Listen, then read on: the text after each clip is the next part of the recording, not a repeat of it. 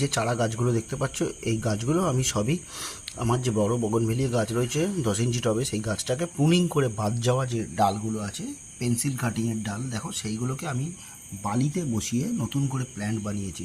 এবার এই প্ল্যান্টগুলোকে আমি গ্রাফটিং করব বিভিন্ন কালারে। আর এরই সঙ্গে রয়েছে অন্য একটা কালারের নতুন প্ল্যান্ট, সেগুলো দেখাচ্ছি। দেখো এই যে ছোট্ট ডালটা দেখতে পাচ্ছ, এটা একটা স্প্ল্যাশ ক্যাটাগরির গাছ।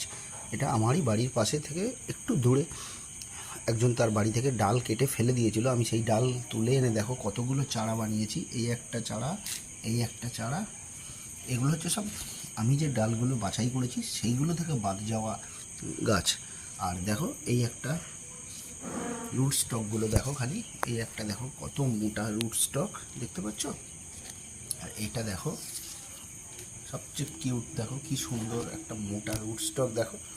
এইগুলো হচ্ছে সবই স্প্ল্যাশ ক্যাটাগরির মোস্ট প্রবাবলি। এবার এগুলোকে আমি এখন 6 ইঞ্চি টবে দিয়ে রেখেছি, এগুলো বড় বড় 10 ইঞ্চি টবে আমি নতুন করে রিপোর্টিং করব। তো ততক্ষণ এইগুলো এখানেই থাক। আর এই যে গাছগুলো, এগুলো আপাতত এখানে রয়েছে, কিছুদিন পর আমি এগুলোকে নতুন করে রিপোর্টিং করে নতুন নতুন কালারে গ্রাফটিং করব। তো কেমন হয়েছে অন্তত আমাকে একবার কমেন্ট করে জানাও।